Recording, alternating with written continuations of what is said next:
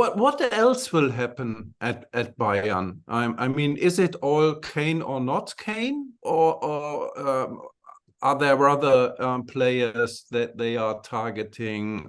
Are there others that will leave at after they return from Japan, where they are right now?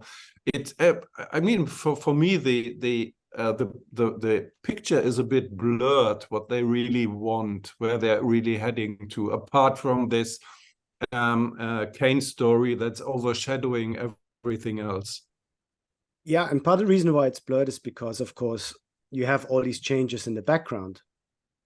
This team is really the product of 3 or 4 different coaches who all had their own little ideas. They don't tend to really dominate the transfer policy at a place like Bayern, but one guy likes that player, and Conny Leimer was, signed because Julian Nagelsmann worked with him. Now he arrives, there's a different coach there.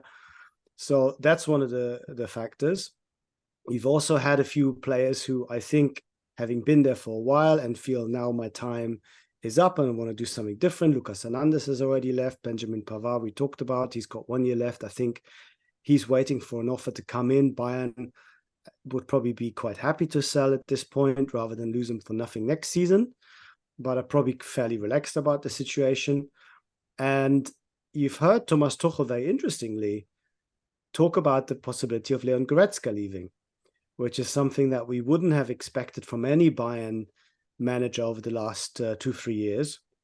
But Goretzka's form and performance has suffered so much, especially in the second half of the season, that Bayern feel it might not be the worst problem in the world to lose him. And of course, then we really have to talk about the midfield, because I don't think they can really go into the season with Kimmich, Gravenberch, and Leimer and Musiala if you want to play him deeper.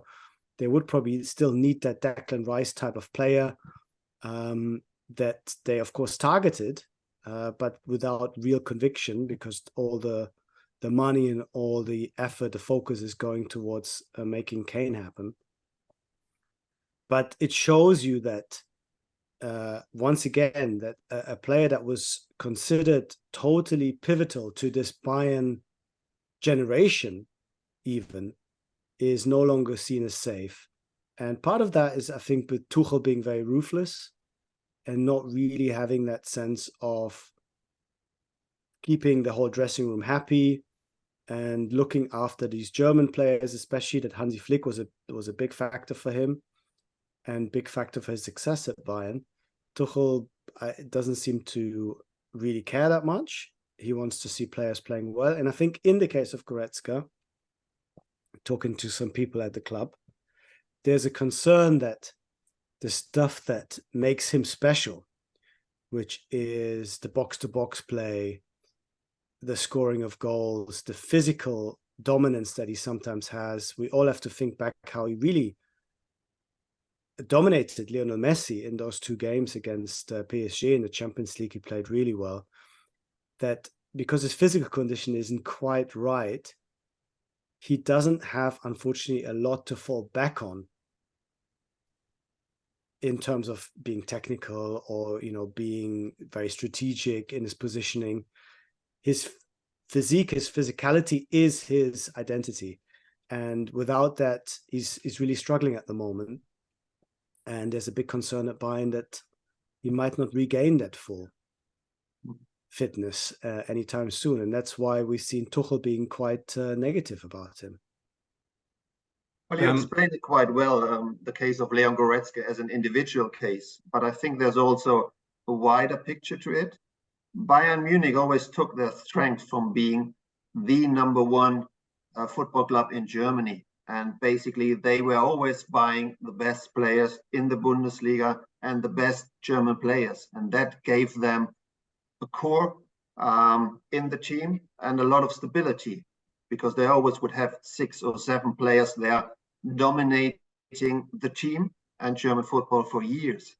But it seems in the last 2 or 3 years, or even the whole era of sports director Hasan Salihamidzic, the whole planning became much more short-term. And players, like you said, with Goretzka, would be questioned and even sent away after 1 bad half year. And you explained it well. It seemed, I thought, with Thomas Tuchel coming in, and now with the new sports executive from Salzburg, Mr. Freund, coming in, they would try to plan it more middle term at least. But it all seems to be about short-term planning again. You know, with the goalkeeper position now, okay, nobody knows how good will be Manuel Neuer be when he returns. And to be honest, if we talk about the world-class Manuel Neuer, that was like 6-7 years ago. He's still been a very, very good goalkeeper, but he hasn't been that dominating figures for some years. And they haven't found, which should be the easiest part for such a big football club, a proper substitute for him. And now you hear they are trying to look at De Gea, they're looking at the Brentford keeper, but all these keepers are, well, bringing in somebody. They could easily, and I would have done that easily, buy like Oliver Baumann from Hoffenheim or even Schwebe from Cologne, you know, some really good quality German #1 Bundesliga keepers, and they would have a backup, and they would remain that core of the German or the Bundesliga 11, the best Bundesliga 11, what they always had. But they gave up deliberately that kind of power which they had, that buying power over the Bundesliga.